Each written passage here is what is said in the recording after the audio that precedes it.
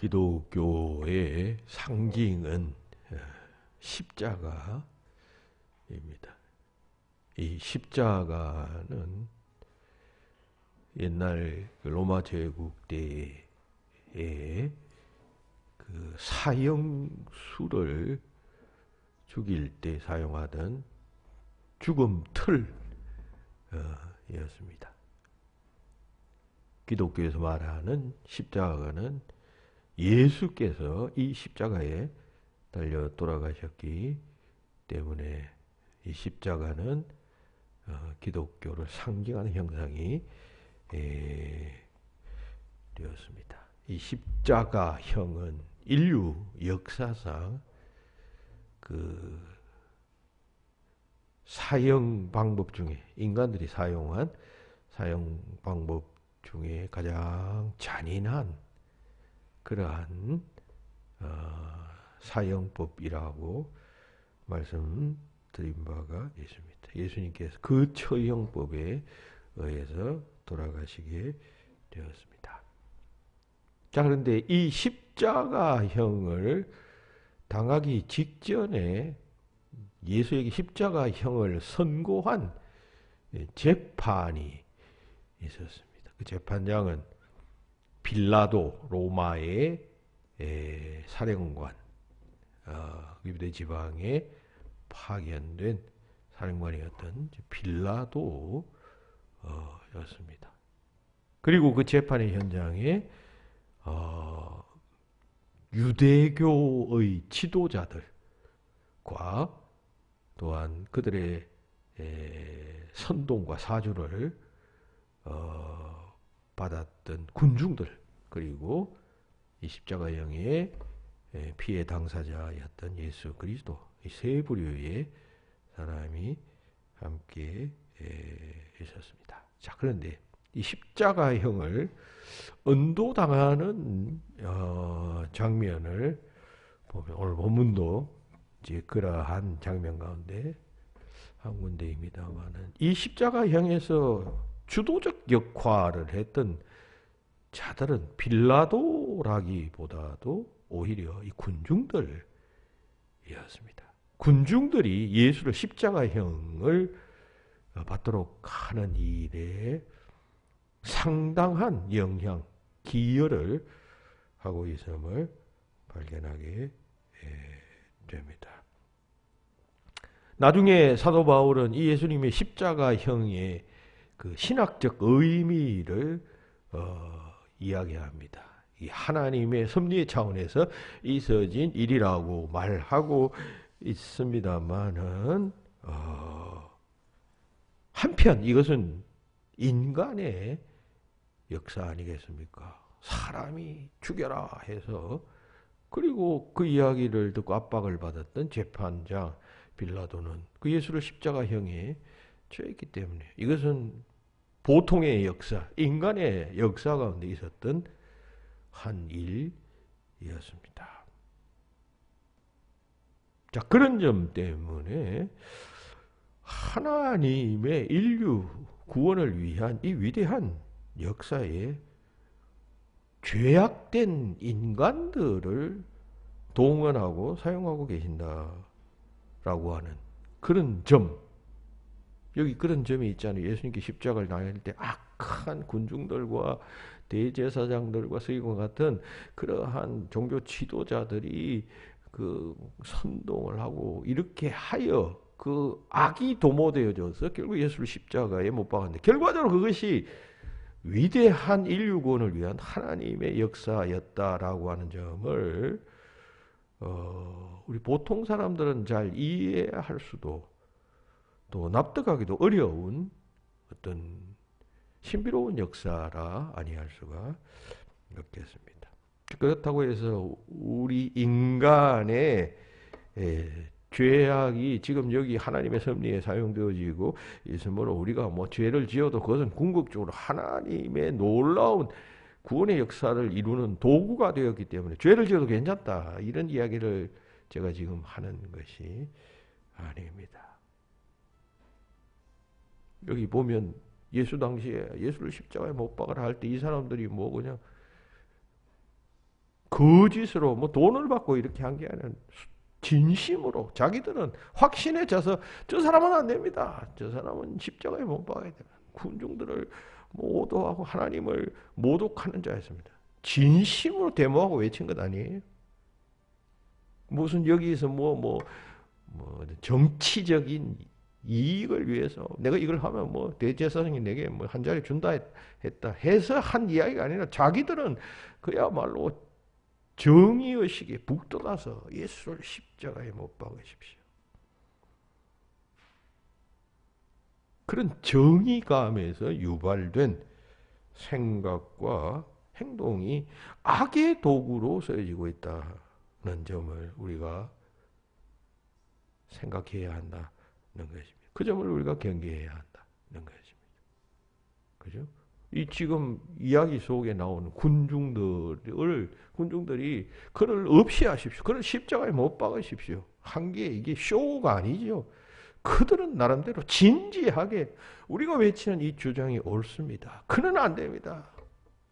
하나님에 대한 신앙을 보존하고 이 나라의 민족을 위해서 이 일은 반드시 해야 합니다. 확신에 차서 행동했던 행동이 결국 시간이 지나고 역사가 흐르고 난 후에 보니까 그것은 확실하게 하나님의 뜻에 위배되는 행위였다는 점을 생각한다면 우리가 쉽게 섣불리 정의를 외치고 뭐 이것저것 이것이 옳고 저것이 그러고 하는 판단이 얼마나 문제가 있는 것인가, 하나님의 뜻에 위반되는 것인가 하는 것을 우리가 잘 알아야 한다라고 하는 것입니다. 자, 그렇다면 이 십자가의 현장에서 어떤 인간적 역사가 일어났습니까? 이 재판의 현장, 예수에게 십자가형을 언도하는 이 위대한 사건, 위대한 어떤 계기, 오퍼튜니티, 인간 구원의 어떤 열쇠를 여는 이 사건 속에서 군중들은 어떤 역할을 했을까요? 이 일에 가장 주도적 역할을 했던 사람은 군중들이었죠. 빌라도는 수동적으로 그래 그럼 그렇게 하자 이런 태도를 취했고 군중들이 그를 십자가에 못 박아야 합니다. 대제사장들과 종교 지도자는 뒤에서 숨어서 군중들로 부추기고 보고만 있었습니다. 앞서 나갔던 자는 군중들이었다 할 때 그 군중들은 무슨 주장을 했을까요? 그리고 그 주장의 동기들은 어떠했으며 그들의 주장은 어떤 성격이 있었을까요? 무엇이 그들로 하여금 예수를 십자가에 못 박아라 라고 외치게 했었느냐는 것입니다. 그런 걸 생각해 보면 오늘 우리들의 오늘날의 어떤 신앙적 열정, 하나님을 향한 열정도 관심도 이들 군중들과 같은 유형의 열정이 될 수도 있다는 점을 우리가 생각할 수가 있잖아요. 우리도 신앙을 위해서 뭐 남들보다 뭐 이래야 합니다. 저래야 합니다. 신앙생활 이렇게 해야 됩니다. 뭐 자기가 옳다고 혹은 또 자기가 옳음을 주장하는데 어쩌면 뭐 그럴 수도 있겠지만 그게 옳을 수도 있겠죠. 어쩌면 이 지금 오늘 본문 속에 예수를 십자가에 못 박아라고 하는 군중들의 생각과 태도와 유사할 수가 있겠다라고 하는 이야기인 것입니다. 예수님의 십자가 처형 과정, 두 번째 살펴볼 것은 과정입니다. 이 십자가 처형 과정은 이랬습니다. 빌라도는 예수님의 재판관이었습니다. 그런데 고소를 받아서 보니까 예수님이 무고하다라고 하는 사실을 확신하게 됩니다. 18장 38절에 보면 나타나 있습니다. 거기서 한 걸음 더 나아가 빌라도는 이 예수에게서부터 감명을 받습니다. 그리고 예수를 사형해서는 안 되겠다라고 하는 마음을 가지게 됩니다. 그래서 그는 재판을 거부합니다. 18장 31절에서 나타나 있습니다. 그리고 또 6월절에는 죄인 한 사람을 풀어주는 관행이 있어서 그 관행을 이용해서 예수를 석방해 주려고 합니다. 그리고 예수를 적당히 그냥 채찍질하는 것으로 그냥 그들과 타협하려고도 했습니다.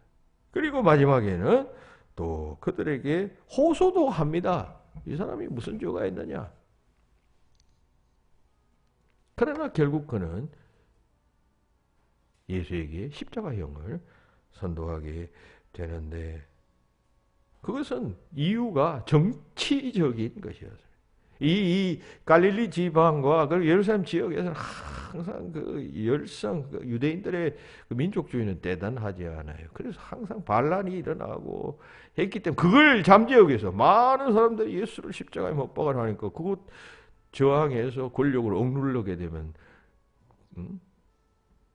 그 마음, 그 민심이 더 폭발할 수가 있죠. 그런 점과 또다시 이 사람은 과거에 그 몇 가지 실수를 범했던 것 같아요. 통치를 하면서 그 범했던 실수가 약점이 되고 있었는데 이 유대인들이 당신이 만약 우리 말 듣지 않으면 당신의 그 약점을 까발리게 해서 로마 황제에게 우리가 상소할 것이요. 협박합니다. 그래서 어쩔 수 없이 그냥 알았다. 그냥 너희 마음대로 하여라. 너희가 원하는 대로 하여라. 하면서 십자가에 내어주게 되었던 것입니다.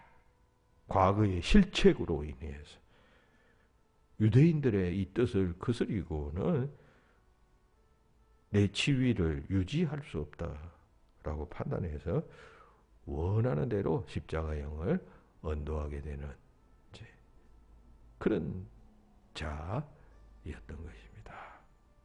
그는 올바른 일을 하려고 했지만 그러나 그것을 행할 만한 소신과 용기가 부족했던 것이죠. 그저 그냥 내 현실, 내 직책 이거 그냥 귀찮으니까 아이고 그냥 알겠다.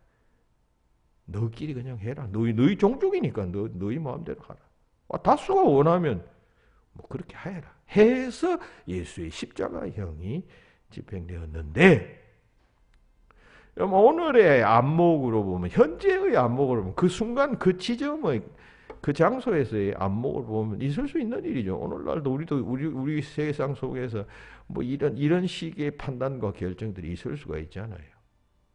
근데 이게 지금 역사가 지난 후에 보니까 씻을 수 없는 본디오 빌라도에 의해서 예수께서 십자가에 못 박혔다. 우리 사도신경에서 그렇게 고백하잖아요. 본디오 빌라도가 예수에게 십자가형을 언도했다. 이건 주님 재림하실 때까지 그냥 책임자로서 그의 이름이 등장하고 있다는 점 아닙니까? 있다는 것 아닙니까? 그 당시에는 합리적이었죠. 오히려 빌라도의 행동이 뭐 그럴 수 있다 생각했을 것 아닙니까? 오늘 우리의 판단도 이럴 수 있다는 사실을 항상 기억하시기 바랍니다. 나의 말과 행동도 뭐 그 시대 그 시점에서 보면 그럴 수밖에 없겠구나. 뭐 오라 하지만 여러분 시간이 지나서 여러분 세월이 지나서 하나님의 관점으로 신앙의 관점으로 볼 때 여러분 그건 하지 말아야 할 일, 돌이킬 수 없는 일을 행한 그 주인공이 되려고 말했던 것입니다. 물론 그 전체는 또 하나님께서 섭리하시는 것이죠. 그러나 그 일에 이 빌라도의 이 우유부단함이 동원되어지고 있다는 것입니다. 자, 이렇게 하여 십자가형이 선고되어졌는데 그렇다면 이렇게 십자가형이 선고된 그 원인은 도대체 무엇일까요? 그것은 아까 말씀드린 대로 예수에게 십자가형을 선고하십시오라고 집요하게 외쳤던 이 유대인들, 그 군중들의 요구 때문이었다라고 볼 수가 있겠습니다. 그 군중들의 요구는 왜 무엇 때문이었느냐 할 때 그들이 가진 그 정오심, 예수에 대한 정오심 때문이었다는 이야기입니다. 이 정오심이, 예수에 대한 미움이 예수를 십자가에 못 박게 한 중요한 원인이 되었던 것이죠. 여러분, 최초의 이 군중들이 예수님에 대한 미움은 미워할 정도였습니다. 처음에는 우리가 아시다시피 그 십자가에 달리기 닷새 전에 예루살렘 이송할 때는 다 군중들이 지금 메시아가 오셨다. 메시아가 오신 다윗의 왕이라는 말은 메시아라고 하는 의미입니다. 다윗의 왕이 오신다 하면서 막 호산나 부르고 종려나무 가지를 깔고 이랬잖아요. 그랬는데 한 5일 동안 그 6월절 군중들이 그렇게 막 환영을 했는데 한 5일 지나는 동안 이제 그 교권자들이 선동하고 막 이렇게 해가지고 많은 사람들이 그 이야기를 듣고 그냥 분노하기 시작합니다. 정오하기 시작합니다. 여러분 처음에는 미움이었어요. 여러분 인간의 미움이라는 것은 그게 굳어지기 전까지는 뭐 크게 문제가 되지 않습니다. 왜? 사람이 좋아할 수도 있고 미워할 수도 있고 그렇잖아요. 그런데 이게 해결되지 않고 계속 나가게 되면 정오심으로 굳어지게 됩니다. 정오는 사무치게 미워하는 것입니다. 그리고 그 정오심은 광기로 변하게 됩니다. 정오가 계속 그냥 사무치게 미워하는 마음이 계속 있어 보셔요. 그 행동이 어떤 행동이 여러분 표현될까요? 다른 사람들이 보았을 때는 막 그냥 미친 행동처럼. 층간 소음 때문에 막 불 지르고 한 사람 뉴스가 나잖아요. 그건 일종의 광기죠, 광기. 처음에 하다가 좀 윗사람이, 이집 사람이 미워졌습니다. 자기 하는 요구에 말을 안 들으니까 미운 정도였습니다. 그러면 그건 해결할 수 있는데 점점 굳어지니까 정오심으로 그냥 딱 굳어집니다. 그 정오심이 결국은 광기로 변했듯이 지금 이 예수의 재판 현장에 있었던 이 군중들은 그런 심리 상태의 변화를 보이게 되었다는 것입니다.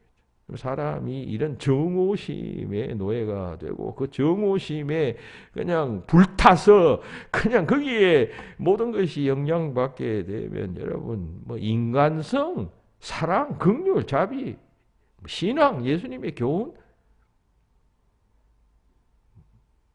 다 소용없게 됩니다.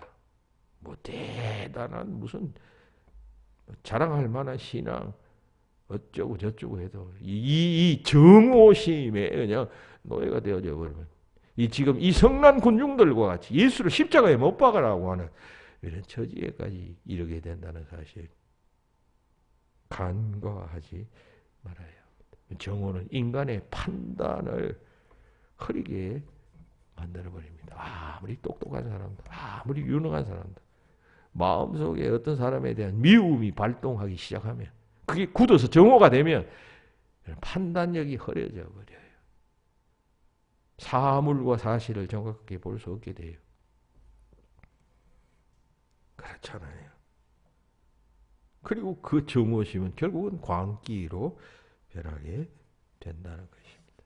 지금 이 군중들은 그러한 과정을 지금 거치고 있다라고 하는 것입니다. 문제는 이러한 정오심이 예수님 십자가 형 재판 그 현장에서만 나타난 특별한 어떤 마음 상태와 심리적 현상이 아니라 오늘을 살아가는 우리들에게도 쉽게 찾아올 수 있는 그러한 마음이라는 점을 우리는 간과하면 안 됩니다. 어떤 사람이 미워집니다. 미워지다가 그게 자꾸 쌓이고 그럼 굳어집니다. 그러면 정오심이 되는 것이. 그러면 여러분 올바른 판단을 못하게 되고 그리고 점점 광기 어린 행동으로 우리의 삶의 자리가 옮겨져 가게 된다는 것입니다. 그러므로 미움이 누적되지 않도록 그걸 매일 잘 들어야 합니다. 하루에가 가기 전에, 잠자리 들기 전에 기도하잖아요. 누가 오늘 뭐 장사하다가 만났던 손님 가운데 누가 미워지면 내 잘못은 무엇인가? 내가 행한 행동으로 그가 그런 행동을 하진 않았을까? 나의 잘못은 무엇인가? 이렇게 생각하고 역지사지로 생각해서 그 미움을 풀어야지. 그게 그냥 하루가 지나고 또 이틀이 지나고 점점 여러분 굳어지면 정오심이 생깁니다. 그러면 여러분 하나님을 십자가에 못 박으라 라고 하는 광기 어린 판단과 생각까지 이렇게 된다는 점을 잘 알고 이걸 잘 처리할 수 있어야 합니다. 자, 그렇다면 결과 세 번째, 이리하여 그 다음에 그 결과가 어떻게 되었을까요? 이 광기에 사로잡힌 군중들은 예수님을 어떻게 하라고 빌라도에게 요구하고 있느냐라고 하는 점입니다. 여기 보면 세 가지의 결과가 나타납니다. 그 첫 번째 결과는 그들은 완전히 균형 감각을 상실하고 말았습니다. 이 본문 앞입니까? 여기 보면 이 날이 6월절, 본문에 나오는 6월절 바로 전날이었어요. 근데 유대인들의 그 규례에 의할 것 같으면 이런 절기 때나 혹은 보통 때도 마찬가지면 절대로 이 큰 행사가 있을 때는 이방인과 접촉을 해서는 안 된다는 그런 율법적 규정이 있어요. 그러니까 빌라도의 딸은 로마인 아니에요. 그러니까 이게 이방인이니까 그 6월절에는 그 이방인의 뜰이나 뭐 접촉을 떨에 들어가는 거나 접촉을 금지하니까 이 유대인들이 막 이 빌라도를 찾아와 가지고는 그 뜰에는 들지 않고 법정에는 들어가지 않고 발을 디디 놓지 않고 밖에서 막 그냥 빌라도를 막 찾습니다. 호소합니다. 이 장면을 한번 생각해 보세요. 한쪽으로는 하나님의 아들인 예수를 십자가에 못 박으라라고 말하면서 한쪽으로는 율법 지킨다고. 율법의 규례를 지킨다고. 이방인의 뜰에는 들어가지 아니. 이게 균형 감각을 잃은 그들의 모습이었다. 그런 이야기입니다. 의식상으로는 율법의 세부 사항까지 막 지키면서 뭐 이래야 돼 저래야 돼. 이런 이야기를 하면서 정말 중요한 것, 지금 하나님의 아들 메시아 그리스도로 오신 이 땅에 오신 그분에 대한 믿음과 신앙은 없고, 그리고 또 그를 십자가에 못 박아라 말하고 있는 이런 있을 수 없는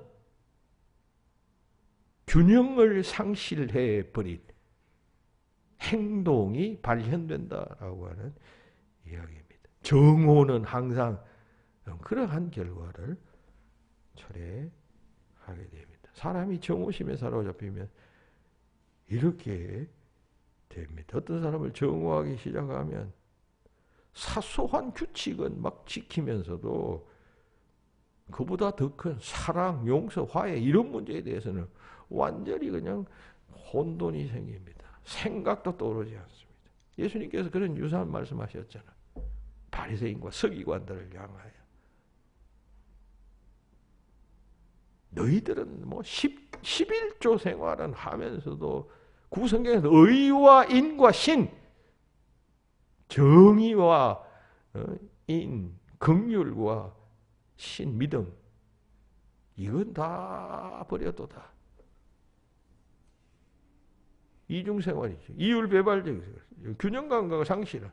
겉으로는 뭐 11조도 하고 겉으로는 뭐 신앙생활 이래야 된다면 규정을 지키면서도 보다 더 큰 하나님의 의에 대해서는, 긍휼에 대해서는, 사랑과 믿음에 대해서는 다 잊어버리고 있도다.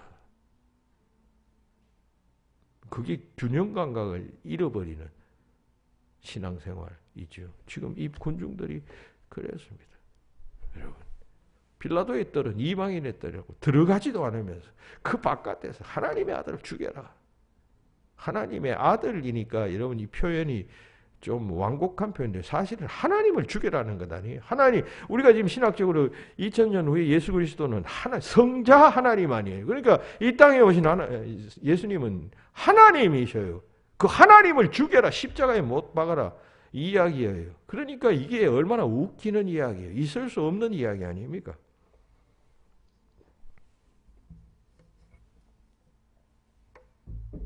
미움은 그렇게 균형 감각을 잃어버리게 합니다. 그러므로 미움을 잘 다스려야 합니다. 미움이 굳어지면, 정오가 되면 돌이킬 수 어렵게 됩니다. 처음부터 굳어지지 않도록. 여러분, 미움을 잘 관리하지 못해서 정오가 되면 아무리 어떤 좋은 설명을 해도 그 사람의 그 정오심은 잘 풀려나지 않습니다. 여러분 한번 생각해보세요. 여러분 자신을 생각해요. 내가 어떤 사람을 지독하게 미워하고 있고 어떤 사람은 원수처럼 생각하고 있는데 어떤 사람이 그 사람에 대해서 그 사람 그런 사람 아니야, 이런 좋은 점도 있어 하면 여러분들이 그 말에 설득당합니까? 여러분 마음속에 확신된 여러분 그 정오의 태도가 변합니까? 그런 정오심의 단계까지 이르지 않도록 미움을 잘 관리해야 한다라고 하는 이야기입니다.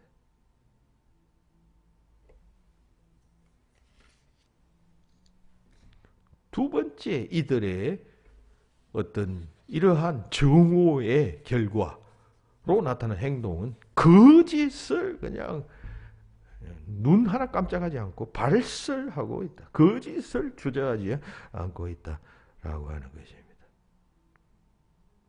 유대인들이 예수를 재판할 제일 처음에는 그 산헤드린 공의회에서 재판을 받았잖아요. 유대인 공의회에서 1차적으로 재판을 받았습니다. 그러나 유대인들은 사람들을 사형 선고할 수 없었어요. 왜냐하면 이때는 로마의 피지배국이었기 때문에 사형은 로마의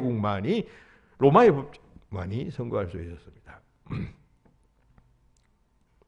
그 산헤드린 공의회에서 재판했을 때 그 판결의 내용은 신성모독죄였습니다. 마태복음 26장 65절에 나타나 있습니다. 그런데 이제 빌라도의 법정, 이 예수를 죽이려고 하려면 빌라도의 법정에 끌고 가야 되니까. 그래서 빌라도의 법정으로 이제 옵니다. 그런데 빌라도의 법정은 여러분 그런 건은 다루지가 않았어요. 종교적인 건은 다루지 않고 정치적인, 사회적인 그런 문제만 다루지. 왜냐하면 이 로마의 법정은 그런 종교 법정이 아니니까요. 그러니까 이 뭐 신성 모독죄로 고소하면 이 빌라도의 법정 재판관장에서는 그게 무슨 죄냐? 그건 너희의 죄지. 로마 제국의 입장에서는 아무 죄도 되지 않는다. 이렇게 될 가능성이 높잖아요. 그래서 이들은 거짓말로 고소합니다. 뭐라고 고소하냐? 예수가 자기를 왕이라고 합니다. 소위 모반죄, 반란죄로 고소하게 된 것입니다. 거짓말이죠. 스스럼 없이 거짓을 말합니다. 죽이기 위해서. 그 정오심 때문에. 그 정오가 유발된, 정오가 그냥 정오로 인하여 그냥 그런 어떤 거짓이 그들의 입을 통하여 아무 거리낌 없이 발설되어지고 있다라고 하는 얘기입니다. 여러분, 오늘 우리들도 어떤 사람이 미워지면 막 정오심이 그냥 불타오르면 있는 말 없는 말 막 쏟아냅니다. 그 많은 말들 가운데 거짓말이 여러분 많습니다. 자기 주관적인 생각, 객관적이지 않는 사실을 막 말하면서 막 동의해 주기를 바랍니다. 그 사람이 내 생각하는 처럼 그런 나쁜 사람입니다는 사실을 듣는 사람이 그냥 동의해 주기를 바라는 마음이 생겨나지 않아요. 거짓말을 낳습니다. 여러분, 거짓말은 10계명 가운데 한 계명 아니에요. 큰 계명 아니에요. 정오는 거짓을 낳고 거짓은 또 다른 거짓을 낳고 그렇게 됩니다.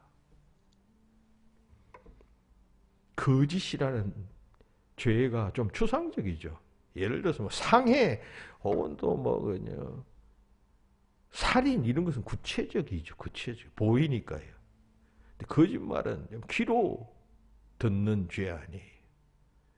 좀 실체가 좀 모호합니다. 그래서 여러분들이 뭐 쉽게 뭐 거짓말을 듣고 하곤 합니다. 요한일서 3장 15절에 이 말씀이 있어요. 그 형제를 미워하는 자마다 살인하는 자니 했잖아요. 근데 저는 이 말씀을 이 말씀의 논리로 그렇게 말하고, 형제나 자매를 미워하는 자마다 거짓말을 하나니 라고 말입니다.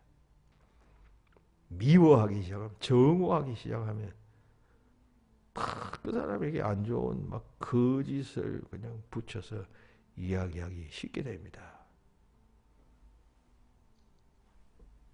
창세기 34장에 보면 야곱의 가족이 큰 위기를 만나는 장면이 나오죠. 야곱의 그 딸 가운데 디나가 세겜 족속 세겜 족속이 주장했다. 하몰의 아들 세겜에 이게 그냥 강간을 당하게 됩니다. 너무 이뻐가지고 뭐 너하고 나하고 결혼하자 이랬는데 뭐 그냥 막 거기에 그런 일이 발생하게 돼. 나중에 그 일을 형제들이 알게 되어서 그냥 분노해서 이놈들을 다 썰어버려야 되겠다 하고, 특별히 그 시므온과 레위라고 하는 두 아들이 주동이 되어져서 추장 세겜을 찾아갑니다. 하몰을 찾아갑니다. 추장 하몰, 세겜족의 추장. 그리고 거짓말합니다. 그 정오심 때문에 거짓말해서 그들을 다 멸하기 위해.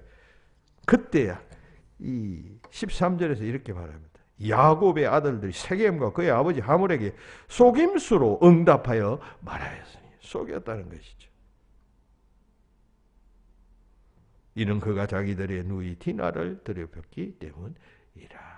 이 자기 누이를 이렇게 만들어난 그 세겜을 그냥 복수하기 위하여 들어가서 속이면서 말했다는 것입니다.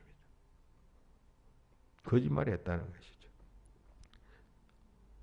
조금 어떤 차원이 조금 다른 이야기입니다만, 여러분 어쨌든 사람이 분노하게 되면 이런 거짓말도 막 끌어들여오고 막 수단화하고 합니다. 거짓말은 뭐 새빨간 거짓말, 새하얀 거짓말 하면서 뭐 새하얀 거짓말은 해도 된다 이런 이야기들을 하는데, 여러분 거짓말은 무조건 하면 안 됩니다. 아무리 좋은 거짓말을 해서 그 사람이 기분 좋아진다 할지라도 그 거짓말을 하면 안 돼요. 그거는 자꾸 물들어져 가지고 새빨간 거짓말만 안 하면 된다. 새하얀 거짓말, 안 예뻐도 당신 오늘 왜 이렇게 예뻐 보입니까? 이게 새하얀 거짓말인데 그것도 하면 안 돼요. 그런 말도 사실대로 이야기를 해줘야지. 기분 좋으라고 해주는 거짓말을 새하얀 거짓말인데, 여러분 그런 거짓말도 우리가 할 필요가 없어요. 세속 사회에서는 뭐 그 치해라고 생각, 인간관계에 무슨 뭐 유익이 된다 해서 그럼 거짓말은 해도 된다, 뭐 그런 이야기를 하지요. 그런 거짓말을 하기 시작하면 다른 데까지 거짓말은 퍼져나가기 때문에 하면 안 된다. 저는 그런 이야기를 늘 하고 있습니다. 어쨌든 그러합니다. 그리고 세 번째, 이들의 이러한 정오심은 신앙까지도 부인하게 됩니다. 19장 15절에 보면 우리에게는, 가이사 외에는 우리에게 왕이 없나이다. 이 충격적인 말입니다. 유대인들에게 있어서. 가이사가 우리의 왕입니다. 여러분 사무엘상 12장 12절에 보면 사무엘이 백성들이 왕을 세우려고 할 때 하나님이 너희의 왕이, 하나님 외에는 왕이 없다, 이런 이야기를 합니다. 사사기도온도 보면 사사기도온에게 백성들이 왕관을 이렇게 막 씌우려고 할 때 기도온이 백성들에게 말합니다. 나는 너희를 다스리지 아니하겠다. 나의 아들도 너희를 다스리지 아니하겠다. 여호와께서 너희를 다스리시리라. 여호와만 우리의 왕이시다. 이스라엘 민족의 전통적인 의식 가운데는 왕은 하나님 한 분뿐이다. 이 의식이 민족적, 역사적으로 흘러나오는 그들의 고유한 의식이었습니다. 지금 예수님 십자가 처형당할 때 이때 로마의 제국의 식민지로 지금 유대 나라가 있었잖아요. 처음에 유대 나라가 로마가 들어와서 세금을 징수하려고 했을 때 가장 피비린내 나는 반란이 있었습니다. 그 피비린내는 반란을 했던 이유는 하나님만이 우리의 왕이신데 왜 우리가 가이사에게 세금을 바치느냐 해서 반란이 생겨났던 것이에요. 그만큼 유대인들은 하나님이 우리의 왕이시다는 것이 철저했는데 지금 이 순간 이 정오심에 사로잡힌 유대인들은 가이사 외에는 우리에게 왕이 없습니다. 저 예수가 왕이라고요? 가이사 외에는 우리에게 왕이 없습니다. 이것은 일종의 신앙의 변절 아니에요. 하나님이 우리의 왕이십니다는 신앙도 그냥 내팽개쳐버리는 그 정오의 목적을 달성하기 위하여 버려버리는 그런 모습을 이 군중들이 보이고 있다라고 하는 것입니다. 정오의 결과입니다. 이것은 뭐 특수한 상황, 예수님의 십자가 현장에서만 일어나는 일이 아니라 우리도 정오심에 사로잡히면 이들 군중들과 같은 뭐 그런 태도, 반응들을 아니 보인다고 말할 수 있는 사람이 아마 한 사람도 없을 것입니다. 네 번째, 그러면 이런 문제를 우리가 어떻게 처리해야 할 것인가? 이런 정오의 문제, 미움의 문제가 발생했을 때 우리는 이 부분을 어떻게 처리해야 할 것인가? 관련된 이야기 몇 가지 하겠습니다. 작가이면서 또 철학자인 가시미 이치료라고 하는 사람과 또 일본의 작가인 고우가 후미타케라고 하는 사람이 그 오스트리아의 정신의학자요 심리학자인 그 알프레드 아들러라고 하는 사람의 그 심리학, 알프레드 아들러의 심리학에 큰 감명을 받아서 그냥 이 두 사람은 인생이 송두리째 바뀐 사람이었습니다. 이 알프레드 아들러는 원래 그 지그먼트 프로이드라고 하는 심리학에서 거두 있잖아요. 심리학의 거두에 큰 영향을 받았는데 점점 이제 시간이 지나면서 그 알프레드 아들러는 프로이드의 심리학에 그 문제점이 있다. 반발하기 시작을 했어요. 그래서 새로운 자기 주장을 펼치기 시작합니다. 그래서 나중에는 이 프로이드와 학문적으로 결별했다고 해서 뭐 서로 뭐 욕하고 안 보고 이런 게 아니라 학문적으로 같은 노선에 서지 않았다. 그런 이야기죠. 그래서 독자 노선을 그렸던 심리학자인데 이 사람의 심리학은 개인 심리학이라는 즉 그러한 그 네임이 붙게 됩니다. 프로이드 같은 사람 집단 심리학, 인간의 그 어떤 내면적인 집단의식 뭐 이런 것들을 주로 연구하고 파악했는데 이 사람은 개인 중심의 신학을 했다 해서 개인 심리학이라고 하는 그런 이야기입니다. 이 이치로와 후마다케 이 두 사람이 이 아들러에게 큰 영향을 받아가지고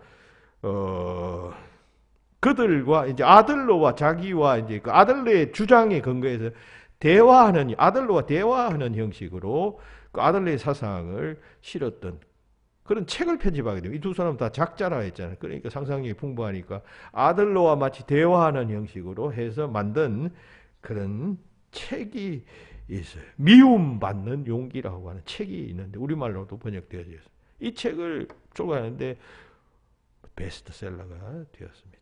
51주 연속 최장기 베스트셀러 1위를 차지한 책입니다. 이 책에서 그들은 인간의 고민은 모두 다 인간관계에서 비롯된다라고 말하는 그 아들레의 말을 인용합니다. 인간의 고민은 모든 고민은 다 인간관계에서 발생하는 것이다. 사실 여러분 고민들 분석해 보세요. 다 사람 때문에, 뭐 아들 때문에, 딸 때문에, 남편 때문에, 아버지 때문에, 뭐 시아버지 때문에, 혹은 또 뭐 직장 동료 때문에, 이웃 때문에 다 생겨나는 고민들입니다.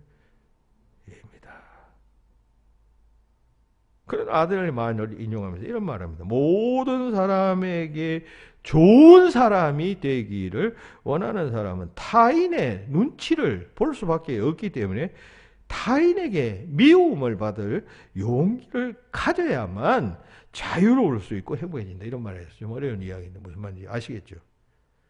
사람들은 막 남한테 욕 안 먹기 위해서 사람의 눈치를 이렇게 보면서 될 수 있으면 그냥 그 사람 나한테 무슨 지적을 하거나 이렇게 하지 않도록 그렇게 행동한다는 것입니다.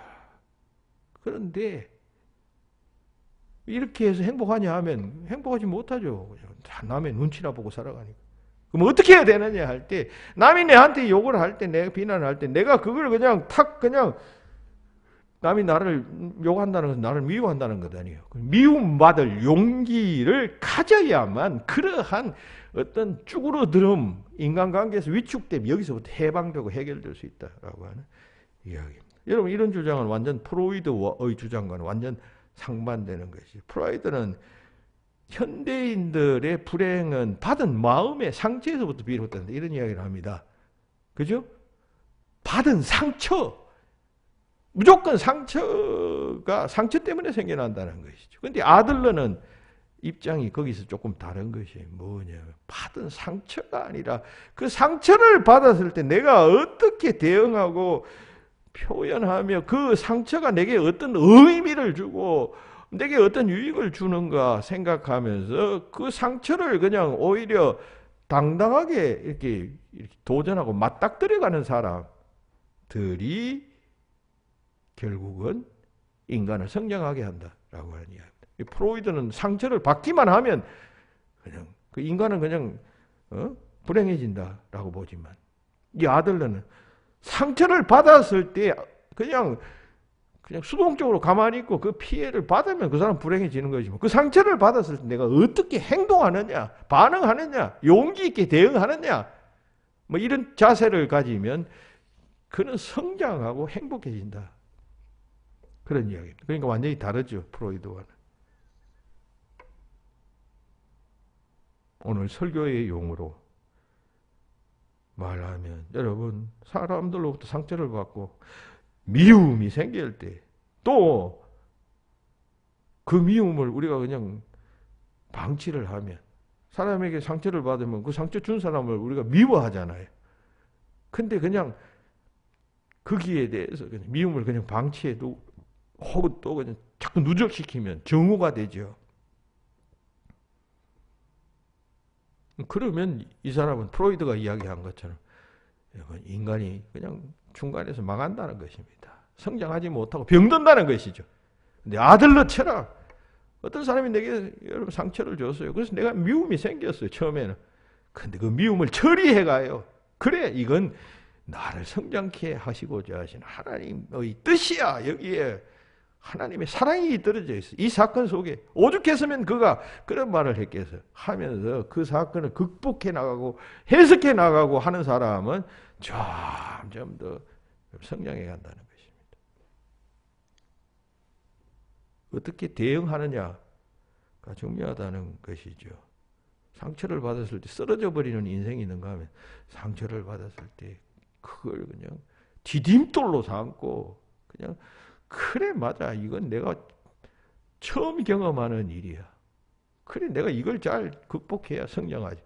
한번 그 상처를 경험한 사람은 다음에 똑같은 상처 도전이 오면 그거 쉽게 이기잖아요. 경험이 있기 때문에. 여러분들도 그렇잖아요. 사회생활을 할 때 뭐 사회에 나와서 처음 경험하는 일을 하면 뭐 그냥 땀을 뻘뻘 흘리고 뭐 울고 불고 두 번째 경험해 보세요. 너무 쉽습니다. 해본 경험이 있기 때문에 극복해본 경험이 있기 때문에 그런 이치인 것이.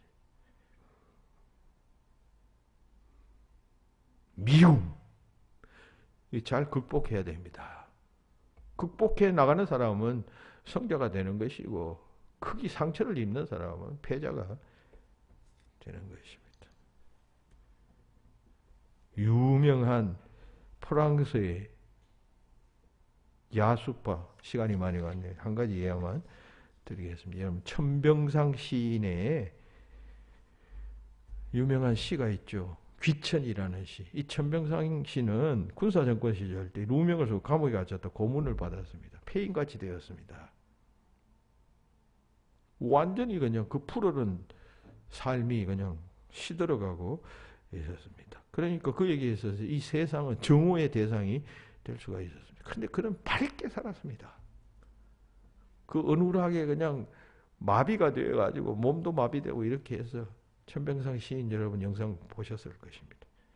마지막에 그가 자기가 죽을 때가 되었다 싶어서 쓴 유명한 시, 귀천이라는 시가 있죠. 그 마지막 부분에 보면 이렇게 노래합니다. 나 하늘로 돌아가리라. 아름다운 이 세상 소풍 끝내는 날 가서 아름다웠다라고 말하리라. 한편 그의 삶은 지독하게 고문받고 압박받고 병신되고 여러분 세상을 정오할 만하죠. 이게 무슨 할 만한데 그는 마지막에 그렇게 노래합니다. 나 이제 돌아가리라. 이제 소풍 끝내고 하늘로 돌아가리라. 그리고 내가 갔던 그 소풍 너무나도 좋았다라고 내가 하나님, 이 사람 천주교 시인이거든, 신앙인이거든요. 하나님께 내가 말하리라. 세상을 미워하지 않는다는 것이죠. 그런 자세와 태도. 예수님께서 십자가 달리시기 전에 십자가 달릴 때 빌라도가 말하잖아. 사람들이 너한테 지금 이렇게 막 사형 처하라고 한다. 넌 왜 아무 대답도 하지 않느냐? 얼마나 많은 사람들이 너를 고발하고 있는지 아느냐? 왜 가만히 있느냐? 묻는 장면이 나와요. 그래도 아무 말씀 안 하셔요. 그래서 빌라도가 기이하게 여겼다라고 하는 표현이 마태복음, 마가복음 15장 4절에 기록되어져 있습니다. 뭐 그냥 자기 변명하느라고 뭐 내가 잘못 없습니다. 말하지 않고 그냥 묵묵히 하나님의 큰 섭리로 받아들이는 예수님의 모습, 오늘 우리가 배워야 할 그런 삶의 태도입니다. 이 십자가 재판의 현장에서 군중들이 행했던 그 태도, 정오가 발로가 된 그 행동은 광기로 돌변하고 말았습니다. 반면교사로 삼아야 합니다. 바른 태도, 바른 삶, 미움을 품지 않고 살아가는 아름다운 삶 살아갈 때 하나님께서는 우리가 하나님 앞으로 돌아갈 때 그 천병상 시인이 노래했던 것처럼 돌아가서 내가 주신 사명 잘 감당하고 왔습니다 할 때 주님께서 등을 두드려 주시면 잘했다, 수고했다 하실 것 아니에요. 그런 복된 삶을 사시는 저와 여러분들 되시기를 예수님의 이름으로 축원합니다. 기도합시다. 하나님 감사합니다. 우리가 살아가면서 남을 미워하고 원망하며 살아갈 때가 너무나도 많습니다. 이 미움의 감정이 우리 속에 오래 머물지 않도록, 사람이니까 또 미운 순간이 없을 수는 없지 않겠습니까? 하지만 이것이 자리를 잡고 둥지를 트고 거기에 알을 낳는 역사가 일어나지 아니하도록 늘 인도하여 주시고 우리의 영혼을 날마다 깨끗